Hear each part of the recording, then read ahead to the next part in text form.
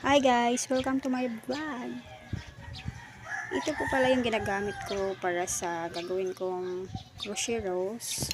Ang 3mm hook size na hook, tapos ang 5 ply na cotton yarn. Ayan. Gagawa po tayo ng crochet rows para sa aking pamangkin. Okay. Tanan! Tiyang nanan! Ayan na. Ang pattern po ng crochet rows is 62 chains. Tapos, HDC hanggang sa dulo. Ang kasunod nun.